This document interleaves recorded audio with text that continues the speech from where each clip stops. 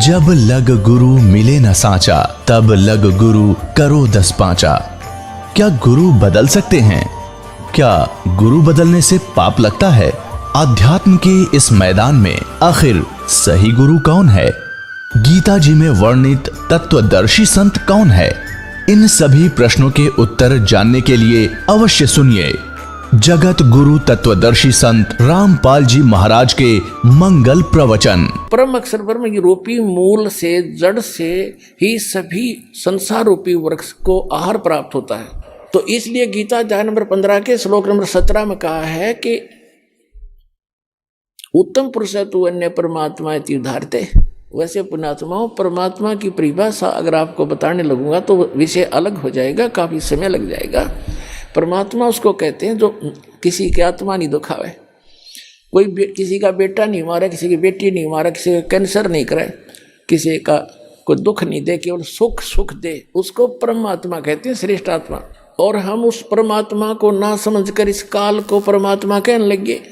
और किसी का बेटा मर गया, किसी की बेटी मर गई, किसी का बाप मर गया, किसी की माँ मर गई, कुणबा का कुणबा घाणी, कैंसर से पीड़ित हाहाकार मच रहा है। ये परमात्मा का लोक है, परमात्मा का लोक सतलोक है जहाँ दुख नाम की चीज नहीं। तो गीता अध्याय नंबर 15 के श्लोक नंबर 17 में स्पष्ट किया है कि उत्तम पुरुषत्व ने इन दोनों से अलग है, वो श्रेष्ठ भगवान पुरुषोत्तम, और जिसको परमात्मा कहा जाता है।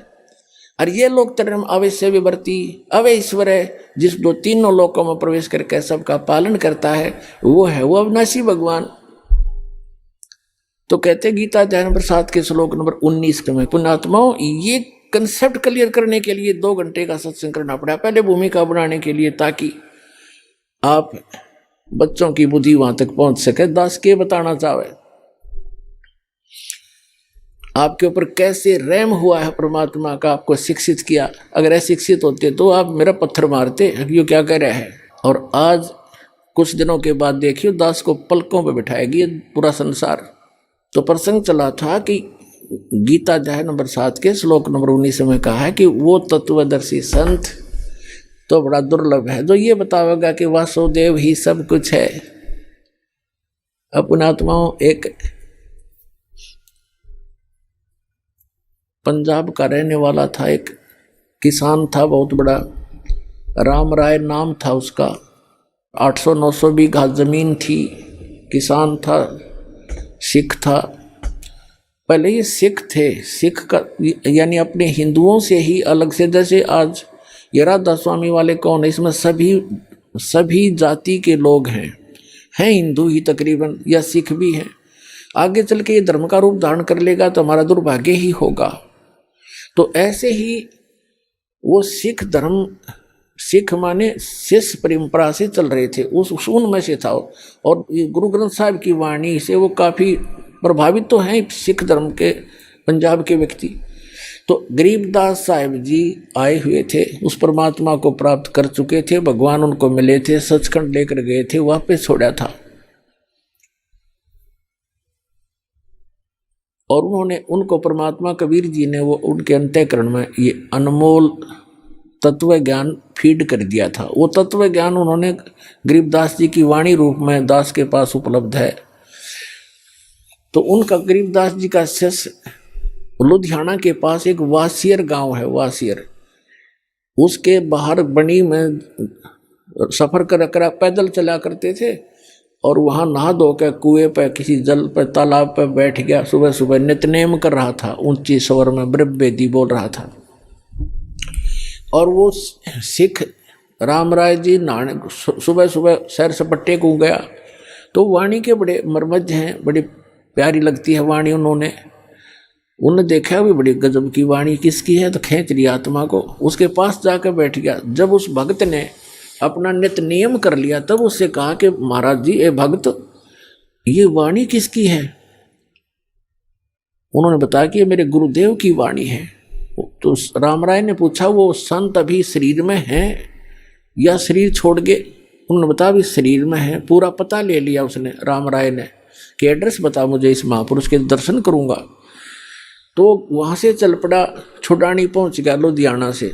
अब गांव में गरीबदास जी कैसे थे, किसान के घर जन्म था, जाट थे, 1300 बीघे जमीन थी, बड़े बीघे हार थे, यानी ना 2,500 बीघा जमीन थी, लगभग 1400 एकड़ वर्तमान की, और खूब पैसे वाले थे। और लेकिन खेत में अपना हाथ से काम करते थे, खेतों पशुओं का चारा भी स्वयं लाते थे, क्योंकि महापुरुषों में अभिमान नहीं होता, ना धन का, ना तन का, ना किसी संतान का। राम राय जी सुबह सुबह पहुंचे। छोड़ानी गांव में थोड़े से घर थे, कुछ बाहर के व्यक्ति भी आ जाते थे गरीबदास जी के दर्शन और प्रवचन सुनने के लिए, 10-20 मिनट बैठ जाते थे, 2-4 5-4 उनके शिष्य। तो जब वो घर पे पहुंचा गरीबदास जी के घर पे, तो गरीबदास जी घर पे नहीं थे, वो खेतों में गए हुए थे, अपना घूमने जाते थे सुबह सुबह। वो जा लिया सुबह ब्रह्म मुहूर्त में। तो उन्होंने पूछा, वहाँ पे गरीबदास जी हैं? वहाँ बैठे हुए गांव के व्यक्तियों ने और एक आध दूसरे गांव से आकर बैठा था, उनने सब ने मिलकर कहा कि महाराज जी तो भाई घूमने गए हैं, आज जाओ बैठ जाओ आप। तो उसने सोचा भाई महात्मा का दर्शन करके अनहार करूँगा, इतनी दूर से आया हूँ, और ऐसे महापुरुष की ऐसी वाणी, तो वो खुद कैसे होंगे जिनकी अमृत वाणी ऐसी है। इस बात से प्रेरित होकर उसने कहा, मुझे ये बता दो वो किस साइड में गए हैं। गाँव वालों ने कहा, भाई इधर जाया करते हैं घूमने, और कितनी देर में आ जाएंगे। वहाँ बैठे व्यक्तियों ने कहा, भाई वो तो उनके मूड की बात है, आवत है अभी आ जाए, ना तो भाई दोपहर 10-11-12 बजा दे। तो उसने सोचा इतनी देर क्यों वाट इंतज़ार करी, उनसे पूछ कर पता करके कौन सी दिशा में, एक रास्ता बता दिया उन्होंने कि रास्ते पर चले जाओ, आगे ऐसे ऐसे एक झोपड़ी, एक रहट मिलेगा, और वहाँ उस झोपड़ी में मिल सकते हैं आपको। अब कहने का भाव ये है, ज़्यादा ना इसको लंबा करके, समय सत्संग का होने वाला है। तो जब वो जा रहे थे, गरीबदास जी आ रहे थे उसी रास्ते से, सिर पे पशुओं का चारा एक गट्ठड़ लेकर, बंडल, बरोटा बोल रहे हैं हमारे हरियाणा, बरोटा जवार का।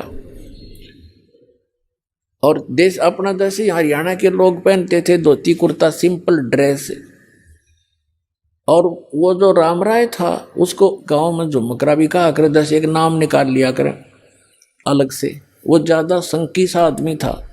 तो राम राय जा रहा था, उसने उस पशुओं का चारा लेकर आ रहे व्यक्ति से पूछा कि हे भाई, हे किसान, मैंने गरीबदास महाराज से मिलना है, और ये यही बताया कहीं उनका यहाँ घूमने आए हुए हैं।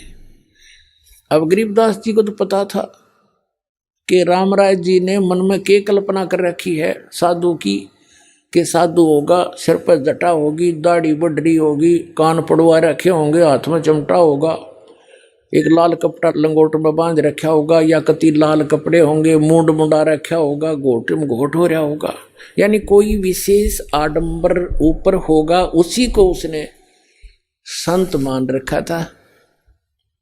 और गरीबदास साहब जी को पता था कि दूर देश से आया है जिज्ञासु, यदि मैंने ये कह दिया कि मैं हूँ गरीबदास जी, बोल भाई, तो ये यहीं से खेतों में से वापस हो लेगा कि यो किसा महाराज जी, क्योंकि इसने तो महाराज जी सोच रखा था लाल पीले कपड़े हो, सिर पर जटा हो, या कभी घोटम घोट हो, तिलक ला रखा हो, हाथ में चमटा हो, धूने पर बैठा हो, राख लपेट रखी हो। गरीबदास जी ने कहा कि आजा मेरे साथ वापस, मैं मिलाऊंगा उनसे। वो वापस हो लिया। अब जब वो लेकर आ रहे थे अपना सिर पे चारा, तो वहाँ बैठे शेष गांव का एक आधा कुछ बाहर के दूसरे गांव के आए हुए थे। उन्होंने भाग करके प्रणाम किया, किसी ने उनके सिर से चारा पशुओं का अपने सिर पे रख लिया, उनको फ्री किया। और राम राय ने पूछा ये कौन है? उन लोग भक्तों ने बताया कि यही तो है महाराज जी। अब उस राम राय के मन में ये आ गया कर ले तेरा गजब हो, इतनी दूर आया अरियो महाराज जी पाया ऐसा देसी जाट है तो खोदा पहाड़ हर निकली चुईया, उसके मन की कल्पना थी ये। वो तो अंतर्यामी थे जान के अगवगत डिगमग हो रहा है। उसकी सेटिंग करने के लिए सभी सेवकों को भेज दिया, इधर उधर जा भाई, तू बैलों को पानी पिला ला, तू ऐसे काम कर, जा भगत आए हैं इसकी रोटी का प्रबंध करवा घर पे जाके। उनको इधर उधर भेज दिया और कहा मेरी बाल्टी भर दो, पानी की रख दो, मैं नहाऊंगा स्नान करूंगा। एक पाटड़े पे बाल्टी भर कर रख गया, वो चले गए। रह गए गुरु, वो आत्मा और वो महात्मा गरीबदास जी। गरीबदास जी ने स्नान किया स्नान करके धोती बांधते थे और धोती का एक पल्ला अलग से सपेर कर लेते थे, उसको गोल गोल करके एज ए बेल्ट बांधा करते ऊपर के धोती को लपेट के जैसे, और उसके ऊपर के उसी का धोती का हिस्सा एक पल्ला बांध लिया करते, उसको अड़बंद कहते हैं। और गरीबदास जी के उंगली के कोई वैसे ही थोड़ा बहुत कोई चोट लगी हुई थी, तो गरीबदास जी ने कहा कि ए झुमकरा, आइए भाई मेरी धोती का यो कपड़ा बांध दे, मेरा हाथ का चोट लग रही है, काम नहीं करता। अब पहले तो फूक उड़े निकल गई उसकी कि इसने तो मेरा उर्फ नाम भी बता दिया, मैंने तो जिक्र भी नहीं किया मेरा नाम क्या है, कैसे हूँ। उसका कुछ शंका हुई, भाई झुमकरा मैंने मेरे को गांव में तो कहा करते, पर यहाँ कैसे पता लग गया झुमकरा। और परमात्मा ने इसलिए कहा उसको झुमकरा क्योंकि उसका मन झूम रहा था कि यो किसा महाराज जी बता कहाँ आ गया, मेरे के साथ जमींदार है, किसान है, अच्छा बहकाया माया में इतनी दूर आया, पैदल चल के आया। गरीबदास जी ने धोती का जो पल्ला था उसको कहा ले बांध दे मेरे शरीर के चारों तरफ का, जहाँ बेल्ट बांधते हैं ऐसे कर लेते हो धोती के कपड़े को, ऐसे ऐसे घुमा घुमा के ऐसे कर। और उसने कहा कि ले बांध दे मेरे चौगुर दे, वो चारों तरफ का लपेट कर ऐसे गांठ लगाने लग गया। वह गांठ शरीर के अंदर से निकल गया गरीबदास जी के शरीर से, और कब उस धोती का लग गई कपड़े का। और गरीबदास जी ने ऐसे मुंह कर लिया दूसरी साइड में जैसे देख ना रहे हो। झुमकरा ने सोचा उस राम राय ने तेरा गांठ उल्टी लाएगी दिखे तो फिर लगा, फिर वो ऐसे ही शरीर के अंदर से निकलाई धोती का गांठ लाएगी। तीसरी बार वो प्रयत्न करने लगा, जब कहने लगा गरीबदास जी ने कहा कह रहे झुमकरा मैं तो तेरे जैसा आदमी हूं, या गांठ क्यों ना लगती तेरे तो। जब उसने ऊपर को देखा उनके मुंह की तरफ, क्योंकि राम राय जी विष्णु जी के पुजारी थे, भले ही वो सिख थे। जब उन्होंने ऊपर देखा तो विष्णु जी का रूप बन गया, इतने से ऊपर गरीबदास जी का मोर मुकुट हाथ में शंखर चक्र गदा, चरणों में पड़ गया, पैर पकड़ दिए हे महाराज भूल लागी, मैं तो गलत सोच लिया मैंने आपके बारे में, आप तो भगवान हो। फिर देखा तो फिर गरीबदास ने कहना, अब उसने सोची मैं विष्णु जी का पुजारी हूँ और इसने मुझे उस उर्फ नाम से पुकार दिया, इसलिए मैं प्रभावित हो गया, मेरी ही कोई कल्पना होगी। तो फिर डांट गया अपने मन ने ना भगवान तक हो ना। फिर वो बैठ गया, कोई शक्ति है जरूर जिसके ऊपर मैंने कुछ देखा है, और इसके शरीर से धोती अंदर से शरीर से निकल गई। फिर गरीबदास जी कहने लगे बच्चा बैठ जा। 2 घंटे ज्ञान दिया उसको, सारी सृष्टि रचना सुनाई, सतत्व ज्ञान समझाया। हम सुल्तानी नानक तारे दादू को उपदेश दिया, जात दुल्हा भेद नहीं पाया काशी माए कबीरवा। तब उस झुमकरा ने, उस राम राय ने कहा भगवान ऐसा ज्ञान तो आज तक किसी ने बताया नहीं मारे थे। तब गरीबदास जी ने कहा था कि तत्व भेद कोई ना कह रे झुमकरा, यो पैसे ऊपर नाच सुनो राई झुमकरा, कोटों मध्य कोई नहीं रे झुमकरा, अरबों में कोई गर्क सुनो राई झुमकरा। ए झुमकरा राय कहते हैं, राय साहब यानी हे जैसे लैंडलॉर्ड था वो, कि हे राय झुमकरा, ए राय साहब कहते हैं तत्व भेद किसी के पास नहीं है, ये सब पैसे ऊपर ढोल पीट रहे हैं, पैसे उद्देश्य लेकर ये दंत कथा सुना रहे हैं। तत्व भेद कोई ना कह रहे झुमकरा, ये पैसे ऊपर नाच सुनो रहे झुमकरा। कहते कोटों मध्य कोई नहीं रहे झुमकरा, अरबों में कोई गर्क सुनो रहे झुमकरा। इन करोड़ संतों में आपको कोई संत नहीं मिलेगा, अरबों में कोई एक गर्क मिलेगा। गर्क माने कंप्लीट इन ऑल रिस्पेक्ट, यानी सैचुरेटेड, जिसके पास ज्ञान भी पूरा हो, जिसके पास मंत्र भी पूरे हों, जिसको अधिकार भी हो परमपिता की ओर से। कैसे ऐसा संत तुझे अरबों में पावेगा, करोड़ों में भी नहीं मिलेगा। और वही गीता जी कहती है कि बहु नाम जन्माना मनते ज्ञानवान माम प्रभुते, वासुदेव सर्वमति स महात्मा सुदुर्लभ है। तो पुण्यात्माओं तुम्हारा सौभाग्य आपका कि दास आपको वो संत मिल गया है जिससे विश्व का कल्याण हो सकता है। बोलो सतगुरुदेव।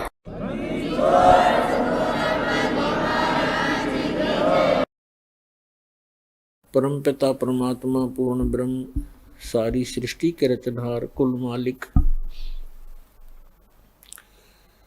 कबीर परमेश्वर जी की असीम रजा से आप सभी पुण्यात्माएं सत्संग सुनने के लिए उपस्थित हुए।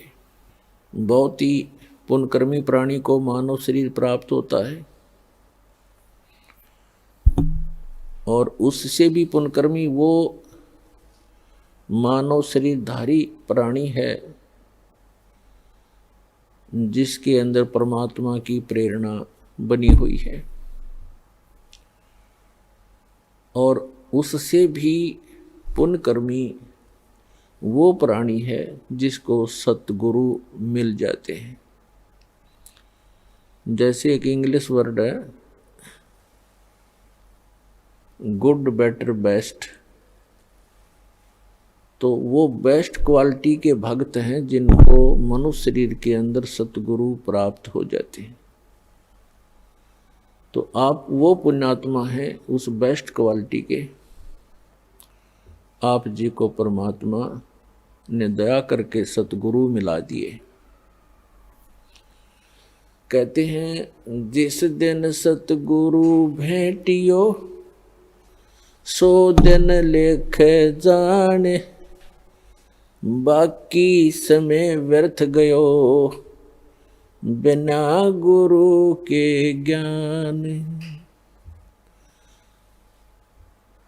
परमेश्वर कबीर जी यथार्थ भक्ति मार्ग को स्वयं ही बताने के लिए इस धरातल पर आते हैं, क्योंकि परमात्मा के ज्ञान को परमात्मा ही बता सकता है। जीव की संज्ञा नहीं है कि वो उसकी बुद्धि वहां तक पहुंच सके। तो पुण्यात्माओं परमात्मा ने दया करी है, वो प्रत्येक युग में आते हैं, ये ज्ञान सुनाते हैं।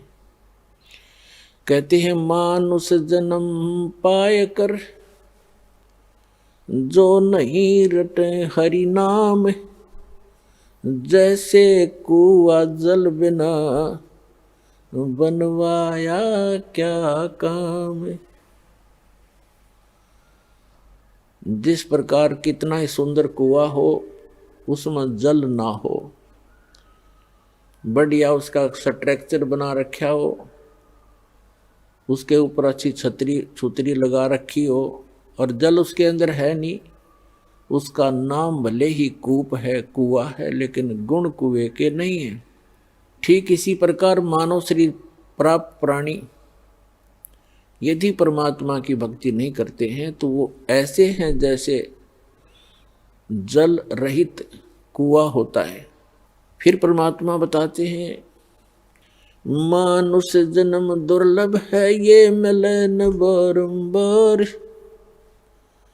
जैसे तरुवर से पत्ता टूट गिरे वो बोर न लगता डर।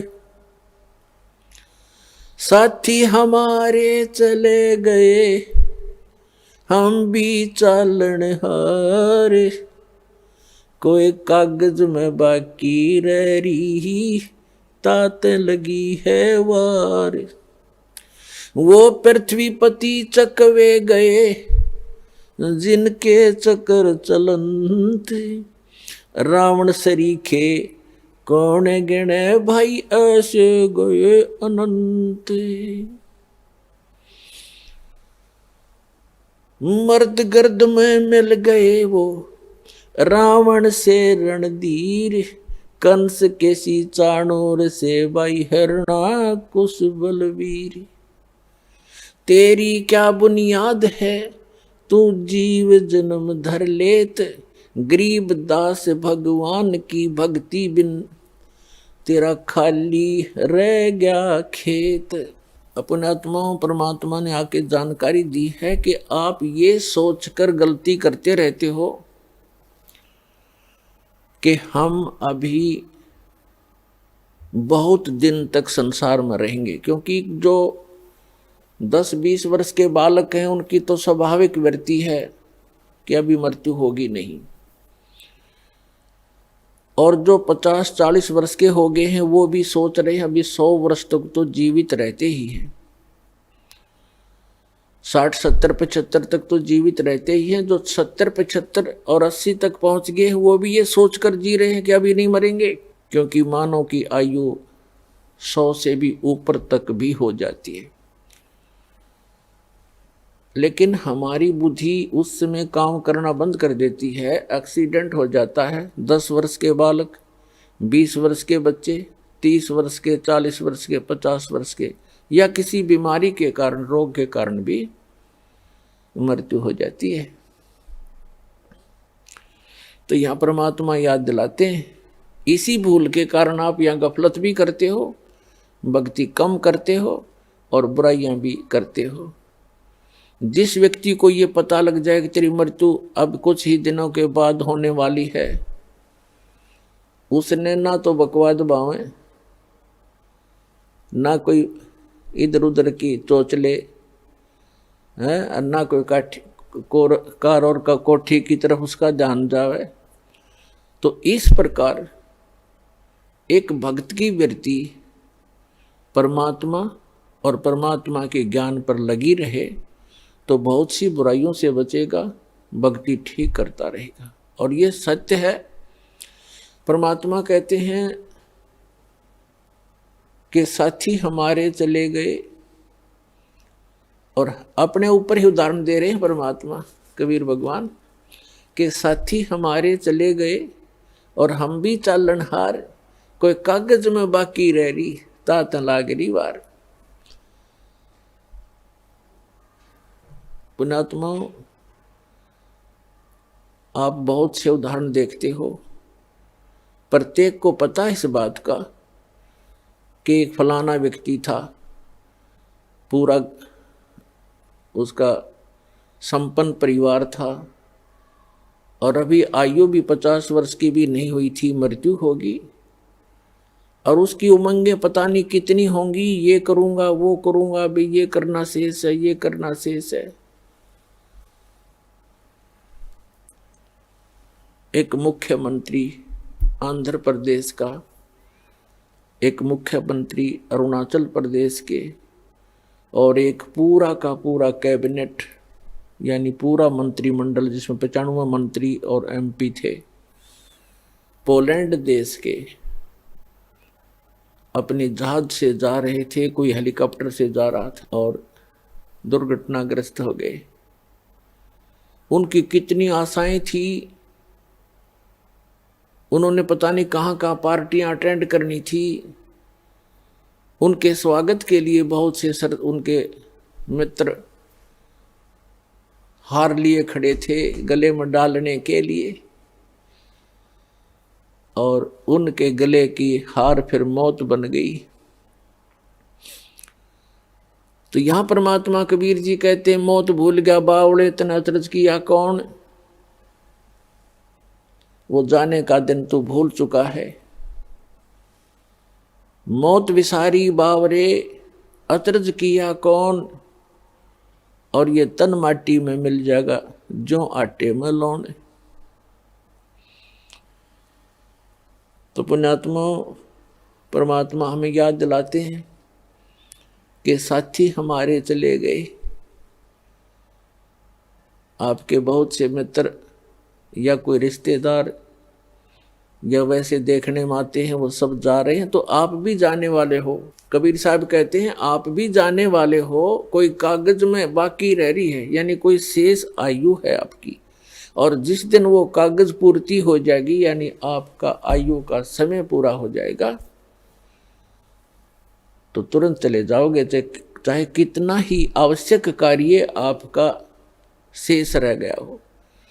क्योंकि जिसको आपने अति आवश्यक कार्य मान रखा है, उसके अतिरिक्त उससे भी एक आवश्यक कार्य है परमात्मा की भक्ति, सेवा, सिमरन, गुरु की तलाश। वो आप नहीं करते हो तो परमात्मा आपके इन अनिवार्य कार्यों को महत्व नहीं देते, क्योंकि आपके जो प्रारब्ध में यानी किस्मत में, प्रारब्ध माने किस्मत, आपकी किस्मत में जो लिखा है आपको वही मिलेगा, चाहे चोरी कर लो, चाहे मिलावट कर लो, चाहे झूठ बोल लो। वो कर्म बिगड़ेंगे, मिलना उतना ही है। यदि आपने 2 नंबर का काम करके, झूठ बोल के, चोरी करके, रिश्वतखोरी करके, मिलावट करके धन इकट्ठा कर भी लिया, वो आपके पास नहीं रहेगा, वो तो जाएगा, कारण कुछ भी बनेगा, लेकिन आपके पल्ले फिर वो पाप रह जाएंगे। जो आपने उस धन को एकत्रित करने के लिए जो पाप इकट्ठे किए, झूठ बोली, चोरी करी, रिश्वत लिया, मिलावट की, तो वो पाप आपके पास रह जाएंगे, धन नहीं रहेगा। एक व्यक्ति ने लुटपुट के अपनी आत्म कथा बताई कि मेरा एक इकलौता पुत्र था, उसकी तबीयत ढीली रहने लगी, अस्वस्थ रहने लगा, उसका बहुत इलाज करवाया, झाड़े झपटों वालों के पास भी गए, जंतर मंत्र करवाए, देवी देवता पूजे, लोकल डॉक्टरों से, अपने शहर के डॉक्टरों से भी खूब इलाज कराया। अंत में पता चला कि उसके दोनों गुर्दे फेल हो गए, खत्म हो गए। उसके लिए कहीं ना कहीं से गुर्दे का अरेंजमेंट किया। आज से लगभग 25-30 वर्ष पहले की बात है। उसमें उसके कहते हैं जो किडनी ट्रांसप्लांट में लगभग 3.5 लाख रुपए लगे। वो लड़का स्वस्थ हो गया, विवाह की तैयारी हुई। 6 महीने के बाद, उस गुर्दे चेंज कराने के 6 महीने के बाद बस दुर्घटना में मर गया।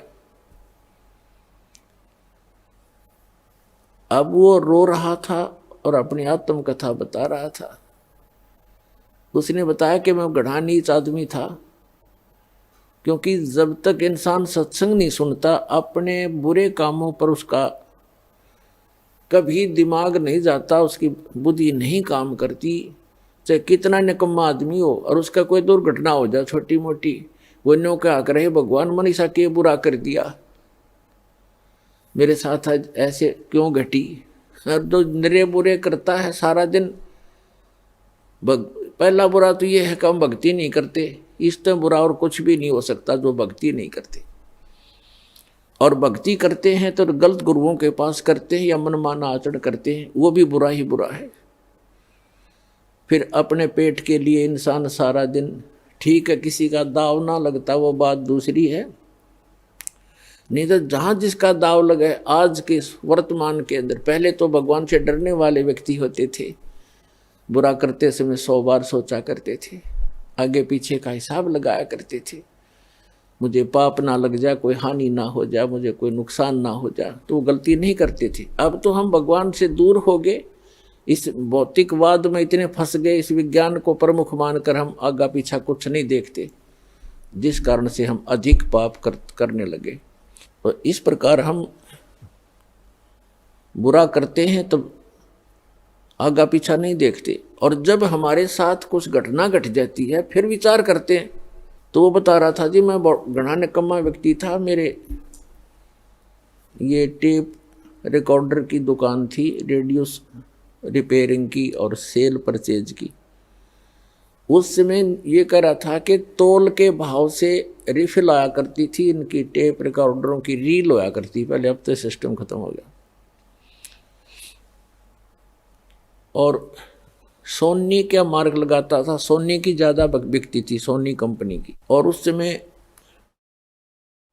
1.5 घंटे की जो सोनी की रील होती थी 30-35 रुपए की बिकती थी, और मुझे वो 2.5 रुपये में टोटल खर्चा था मेरा, और मैं 35 रुपए की बेचा करता नकली। खूब धन हो गया, कोठी बना ली, बढ़िया जुगाड़ कर लिया। क्यों? ये सोच करके अपने बेटे को सुखी करूँगा। और जब इस ज्ञान से मैं परिचित हुआ, वो पैसा गया और जिसको सुखी करना चाहूँ था बेटा गया। अब टक्कर मार मार के रो रहा हूँ। तो पुण्यात्माओं, परमात्मा याद दिलाते हैं कि आप जी जो साधना, जो भक्ति ना करके, भगवान से ना डर के अगर 2 नंबर से पैसा कमाओगे वो पैसा नहीं रहेगा, लेकिन पाप ज्यों के त्यों रह जाएंगे जो वो पैसा इकट्ठा करने में आप जी ने अपना समय व्यर्थ किया और वो पाप इकट्ठे किए। तो पुण्यात्माओं, इस प्रकार हमने सत्संग माने से ज्ञान होता है। तो परमात्मा याद दिलाते हैं, क्या बताते हैं, पतझड़ आवत देख कर बन रोवे मन माही, ऊंची टहनी पात थे अब पीले हो जाही। परमात्मा याद दिलाते हैं कि जिस समय पतझड़ आती है और बन हमें याद दिलाते हैं कि आपके साथ ऐसी बीत रही है, आप ध्यान नहीं देते, आप गलत स्थान पर रह रहे हो, यो लोग ठीक नहीं है। और जो भगवान से दूर हैं वो तो महादुखी प्राणी हैं, और दुर्भाग्य उन प्राणियों का, मनुष्य जीवन उनको मिला या ना मिला बराबर है। ये इतना भयंकर लोक है। परमात्मा की शरण में आने के बाद जीव को यहाँ थोड़ा बहुत जीने की राहत मिलती है, और आने वाले जो संस्कार, किस्मत की जो आपदाएं हैं वो भी भगवान टाल देता है। परमात्मा को इसीलिए हम खोजा करते हैं। कहते हैं दुख में सुमन सब करें, सुख में करे ना कोई, और जय सुख में सुमन करें दुख काहे को है। परमात्मा की भक्ति जो करते हैं सुख में तो उनको दुख नहीं होते, और यदि दुखी प्राणी भी परमात्मा की भक्ति करने लगता है सत्य भक्ति श्रद्धा से, उनके दुख भी दूर हो जाते हैं। तो हम भक्ति कर अवश्य रहे थे, लेकिन भक्ति कर रहे थे शास्त्र विधि त्याग कर मनमाना आचरण कर रहे थे। श्रीमद् भगवद गीता अध्याय नंबर 16 के श्लोक नंबर 23 में कहा कि अर्जुन, जो शास्त्र विधि को त्याग कर मनमाना आचरण करते हैं उनको न तो सुख होता है और न उनकी गति होती है और न ही उनकी कोई सिद्धि प्राप्त होती है, अर्थात यूजलेस, व्यर्थ।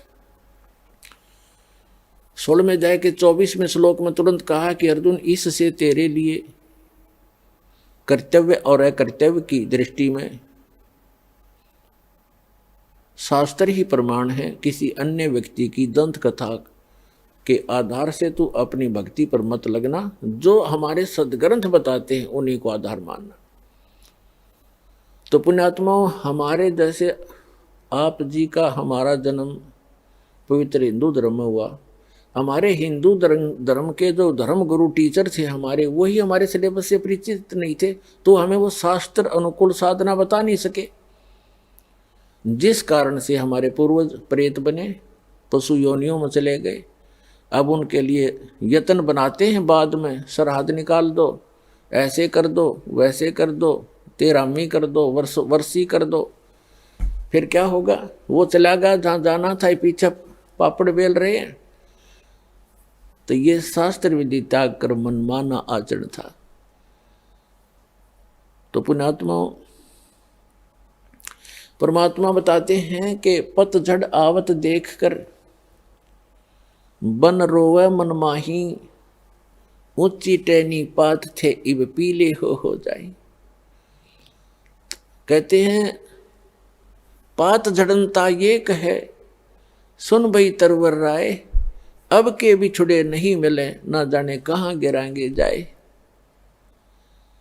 तरवर कहता पात से, सुनो पात एक बात, यहाँ की यह रीति है, एक आवत एक जात। अब परमात्मा हमें उदाहरण देना चाहते हैं कि जिस संसार में आप रह रहे हो ये एक वन है, और इसकी यहाँ की रीति क्या है कि एक आता है एक जाता है। जैसे वसंत ऋतु आती है, पतझड़ कहते हैं, जब पत्ते झड़ जाते हैं सब वृक्षों के, और फिर तुरंत कोपल फूट आती है, और कुछ देखते ही देखते कुछ दिनों में वो पत्ते बनकर लहरा रहे होते, फड़फड़ा रहे होते। एक वर्ष वो फड़फड़ा लेते हैं, फिर पीले होकर गिर जाते हैं, तुरंत नई कोपल फूट आती है और वो भी ऐसे ही गिर जाते हैं। तो यहाँ परमात्मा हम उदाहरण देना चाहते हैं कि संसार रूपी वन है और एक परिवार रूपी वृक्ष है और इसके सदस्य रूपी पत्ते ये झड़ पीले हो यानी बूढ़े हो करके या रोगी होकर मरते जा रहे हैं, दुर्घटना से समाप्त हो रहे हैं। कहते हैं पतझड़ आवत देख कर बन रोवे मन माही, ऊंची टहनी पात थे वह पीले हो जाही।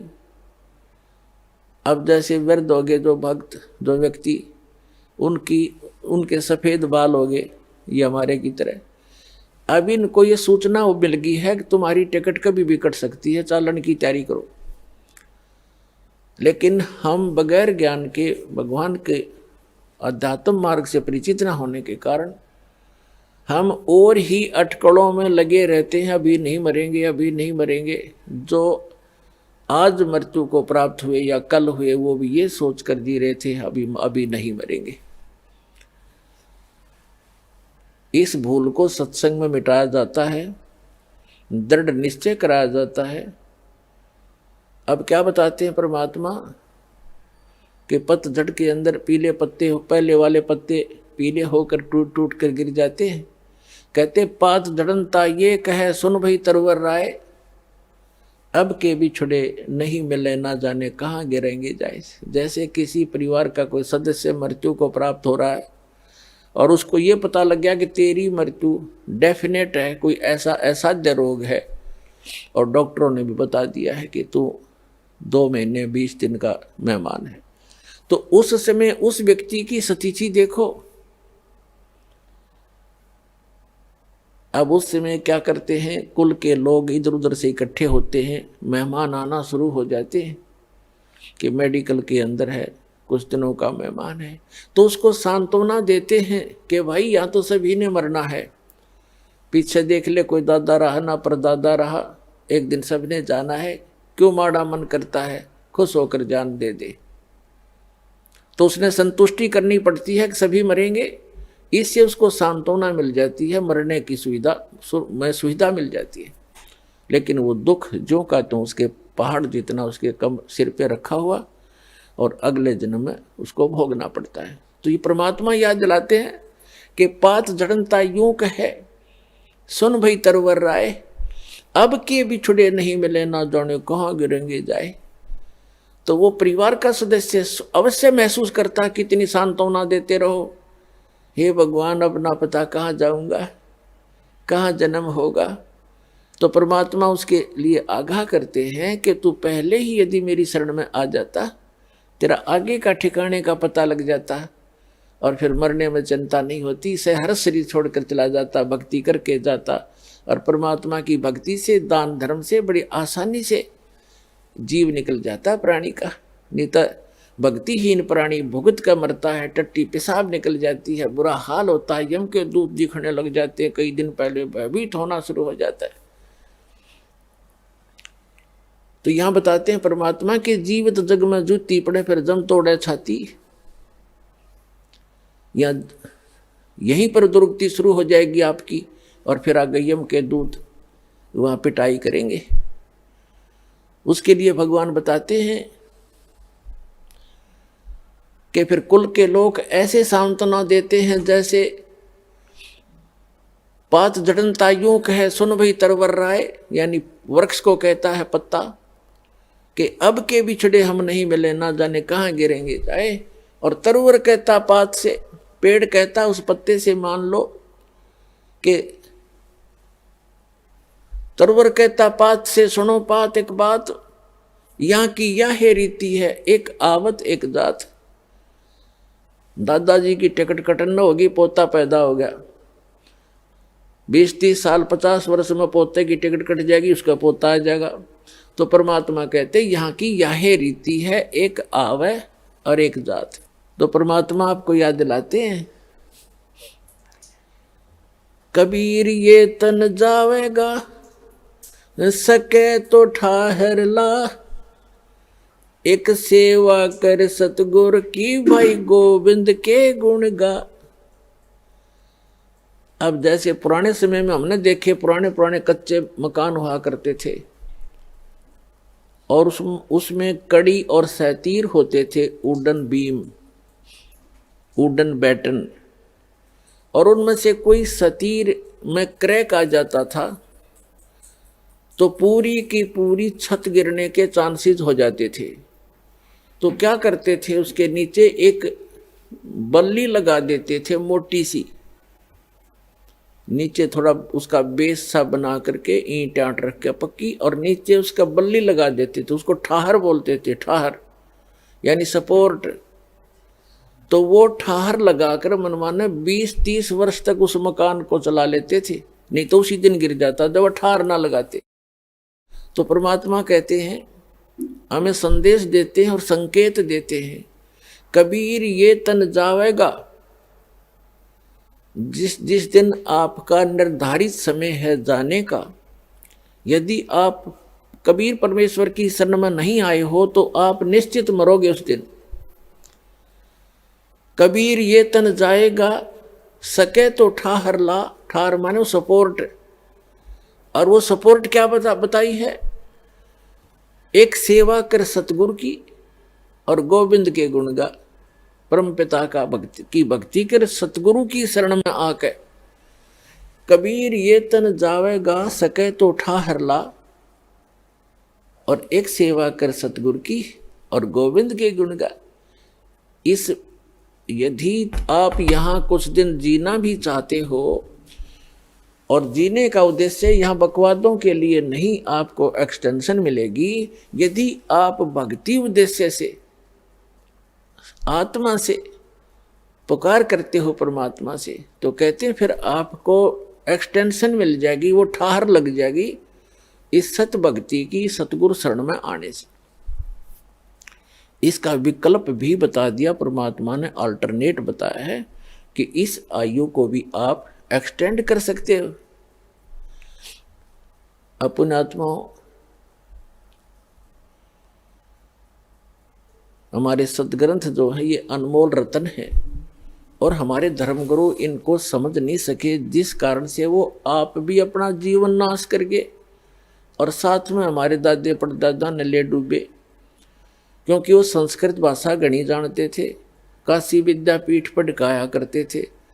आम भोली जनता ने न्यू सोच लिया, ये गुरुजी बड़ी संस्कृत फटाफट बोल रहे हैं, फराटेदार, ये बड़े विद्वान होंगे। पुण्यात्माओं, भाषा से विद्वान का कोई मेल नहीं है।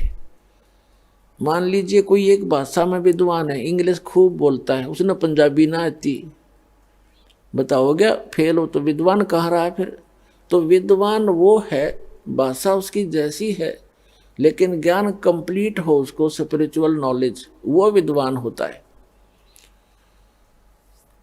और भाषा का काम तो अपने विचारों को दूसरे तक पहुंचाने का होता है। अब जैसे एक बढ़िया, कई कहते हैं भाई प्रोनाउंसिएशन ठीक नहीं, ऐसा ठीक नहीं, वैसा ठीक नहीं आपके गुरुजी का, ये तो बकवादी आदमियों की बात होती है। ये तो वो व्यक्ति सोचते हैं जिनको पूर्व जन्म का संस्कार उनका जिनका ठीक है, ज्ञान से परिचित नहीं, क्योंकि ज्ञान से परिचित प्राणी ये बकवाद नहीं बोला करता है। अब जैसे किसी का रोग है और वैद्य है बहुत अच्छा, वो किसी भी भाषा में दवाई बताता, वो कंसंट्रेट माइंड से सुनता है, अच्छा जी ऐसे खा लूंगा ठीक हो जाएगा, ऐसे हो जाएगा खा ले, ऐसे, चाहे वो किसी भाषा में बोल रहा है तो समझ जाता है, यानी उसका प्रोनाउंसिएशन उसका कैसा भी है चाहे। तो पुण्यात्माओं, जिनको मोक्ष कराना है, इन बकवादों में नहीं चलना चाहिए, क्योंकि हमारे परमात्मा कबीर जी वो विद्वान थे, वो खुद भगवान थे, और हमारे जो धर्मगुरु थे वो संस्कृत के ज्ञाता और व्याकरण के प्रसिद्ध थे। वो व्याकरण की भक्ति पढ़ाया करते थे, दर्ड़ाया करते थे, और यही कहा करते कि कबीर साहब का प्रोनाउंसिएशन ठीक नहीं है, इसने बोलना भी ना आता, काहे का विद्वान होगा, वो तो भगवान था। वो यही भ्रम दूर करने के लिए आए थे कि इन बकवादों से भगवान का कोई लिंक नहीं है, कोई मेल नहीं है। परमात्मा पाने के लिए आत्मा निर्मल हो, मंत्र का जाप ठीक करते रहो, मर्यादा में रहो, और ज्ञान ग्रहण करो, किसी भी भाषा में उपलब्ध है वो ज्ञान होना चाहिए। अब जैसे परमात्मा कहते हैं, जैसे कुंभ कुमार का ऊपर चित्र अनूप और वस्तु तामद है नी जैसे जल बिन कूप। एक बहुत सुंदर घड़ा मटका रखा है, जग मिट्टी का, और उसके ऊपर बढ़िया चित्रकारी कर रखी है और वस्तु उसमें है नहीं। और एक सिंपल सा घड़ा, उस पर चित्रकारी भी नहीं, और वो शीतल निर्मल जल से भरा हुआ है। तो के फूका चित्रकारी वाले ने जिसमें बालू रेत ठोक रखा, तो वो जिसके ऊपर कोई चित्रकारी नहीं और सिंपल सा है, खराब सा दिखकर उसमें निर्मल वस्तु है, पिए गट गट जान बचाई, तो वो है हमारे लिए पूज्य। तो पुण्यात्माओं, इन सब तरह की बकवादों से हटकर, इनके जो भिन्न भिन्न प्रकार के वचनों से हमारी बुद्धि हटकर इस तत्व ज्ञान पर दृढ़ हो जाएगी, तब तो हम भक्त बनेंगे, तब तो हम साधक बनेंगे। नहीं तो ऐसे विचलित रहेंगे, और विचलित व्यक्ति को भगवान मदद नहीं करता, उसको प्राप्त नहीं होता। तो क्या बताते हैं, ये हमारे धर्म गुरु जो थे, ये हमारे सदग्रंथों से परिचित नहीं थे, और परमात्मा आए थे 600 वर्ष पहले स्वयं, क्योंकि वो आते ही रहते हैं, उसका विधान है। ऋग्वेद मंडल नंबर 9 सूक्त नंबर 86 मंत्र 26 और 27 में, ऋग्वेद मंडल नंबर 9 सूक्त 82 मंत्र 1, 2, 3 में, ऋग्वेद मंडल नंबर 9 सूक्त 54 मंत्र 3 में, ऋग्वेद मंडल नंबर 9 सूक्त 20 मंत्र 1 में, ऋग्वेद मंडल नंबर 9 सूक्त 94 मंत्र 1 में, ऋग्वेद मंडल नंबर 9 सूक्त 95 के मंत्र 2 में, ऋग्वेद मंडल नंबर 9 सूक्त 96 के मंत्र 16 से लेकर 20 में, और भी अनेक स्थानों पर ये प्रमाण है कि वो परमात्मा ऊपर के लोकों के सबसे ऊपर के लोक में रहता है।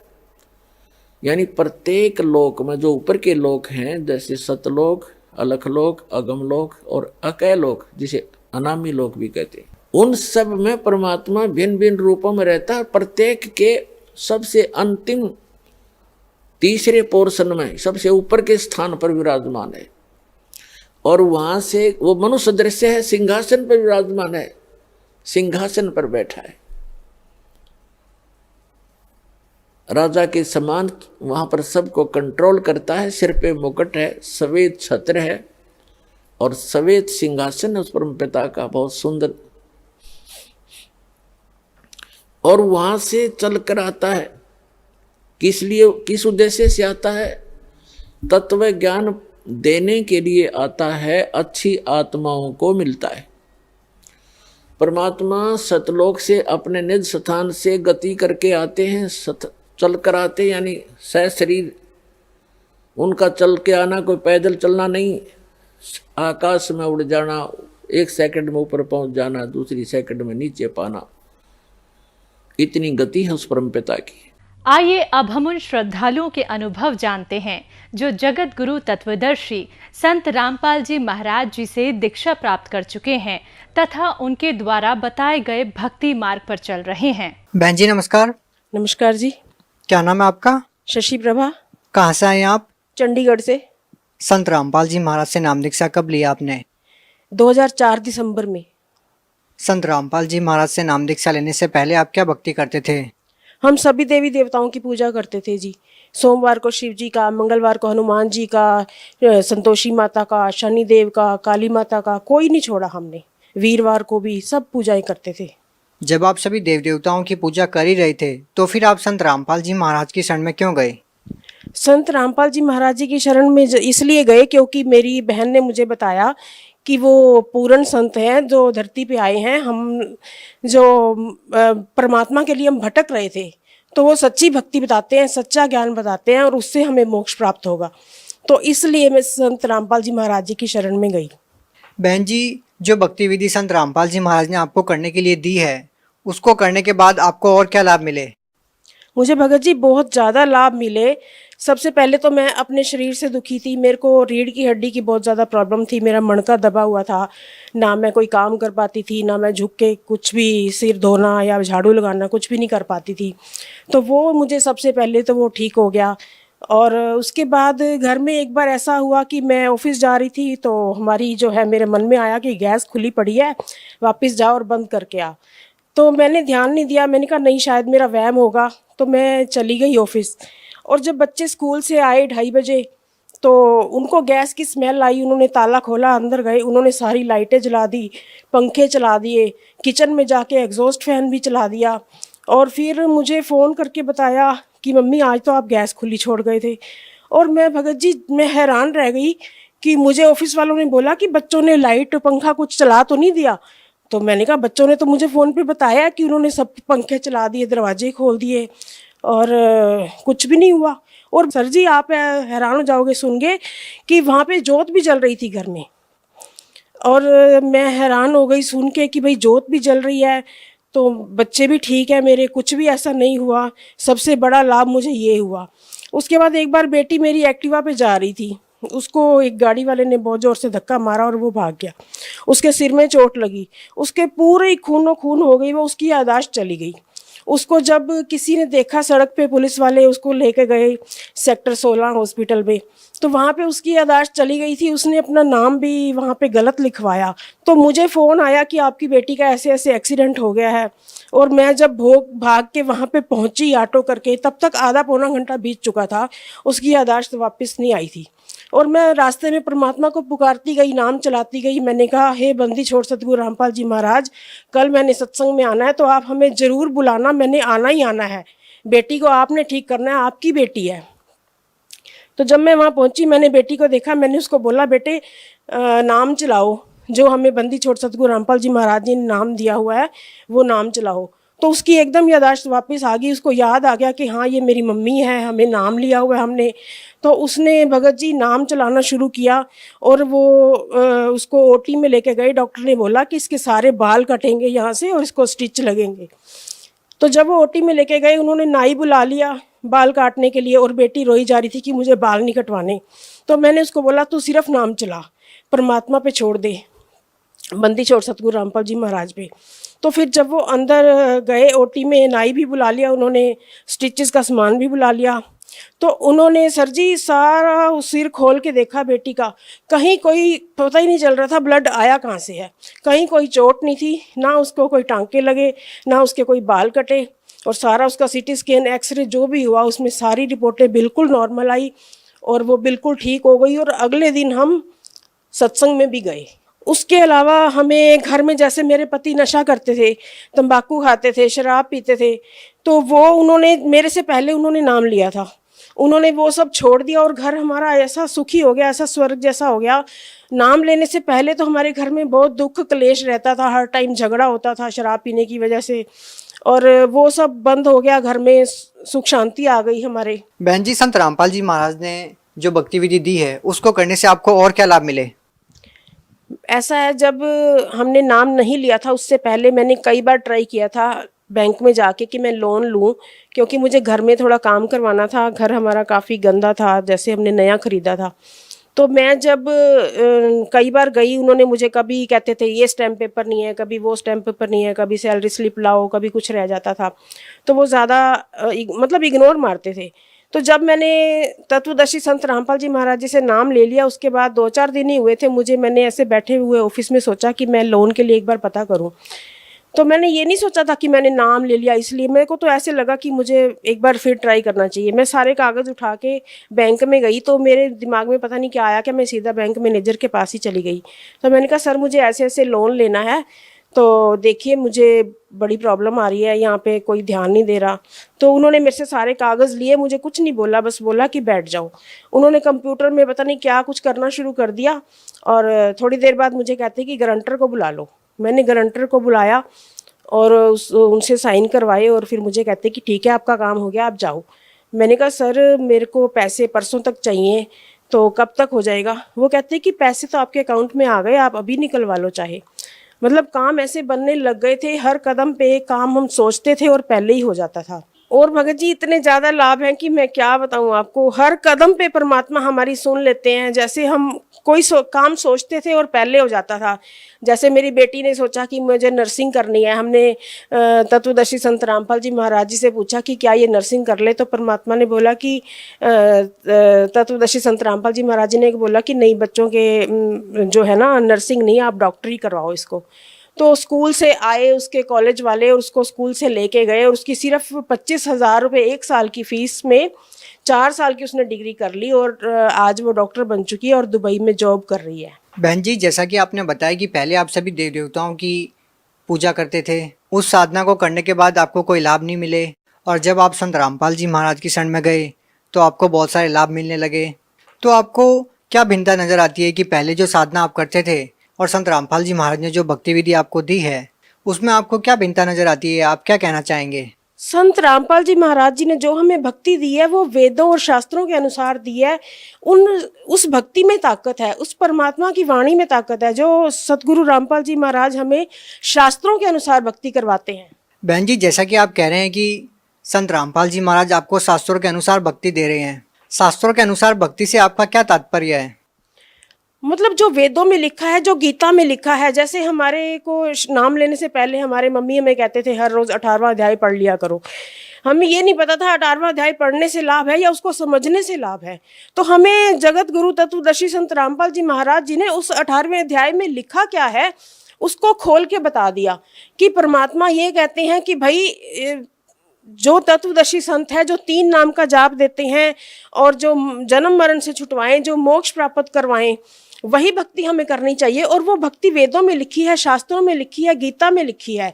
बाकी जो संत हैं वो कुछ भी बोलते हैं, कोई राम की कहानी सुना देता है, कोई कृष्ण की सुना देता है, लेकिन हमें मोक्ष तो इसी भक्ति से मिलेगा ना जो परमात्मा हमें शास्त्रों के अनुसार बताते हैं, बंदी छोड़ सतगुरु रामपाल जी महाराज।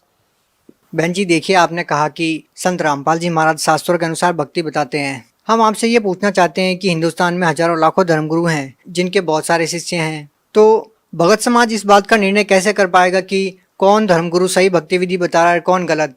परमात्मा का सत्संग सुनना पड़ेगा उनको, बंदी छोड़ सतगुरु रामपाल जी महाराज जी का सत्संग सुनना पड़ेगा, उनका ज्ञान सुनना पड़ेगा।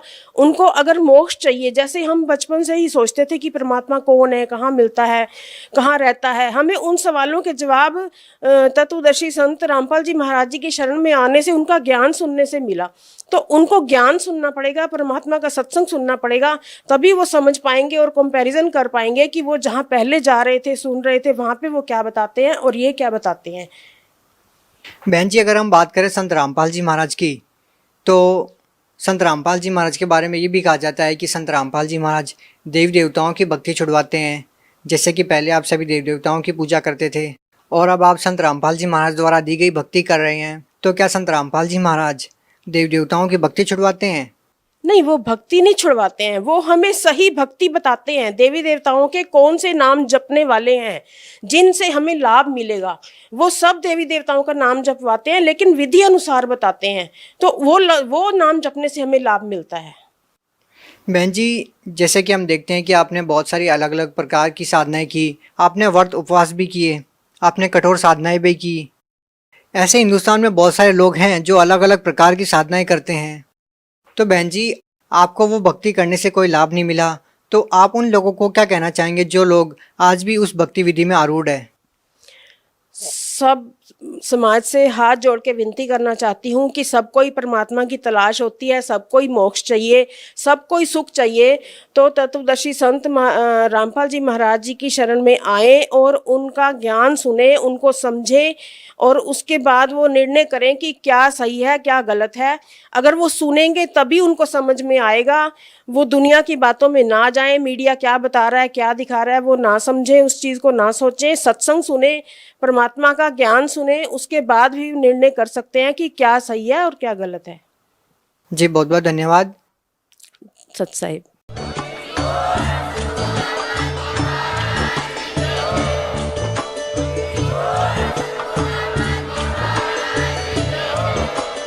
आप सुन रहे थे जगत गुरु तत्वदर्शी संत रामपाल जी महाराज जी के मंगल प्रवचन। अधिक जानकारी के लिए विजिट कीजिए हमारी वेबसाइट www.jagatgururampalji.org। संत रामपाल जी महाराज जी के शुभ आशीर्वाद से पूरे विश्व भर में 500 से भी ज्यादा नाम दीक्षा केंद्र हैं, जिन पर संत रामपाल जी महाराज जी द्वारा ऑनलाइन निशुल्क नाम दीक्षा दी जा रही है। अपने नजदीकी नाम दीक्षा केंद्र का पता करने के लिए संपर्क करें 8222880541।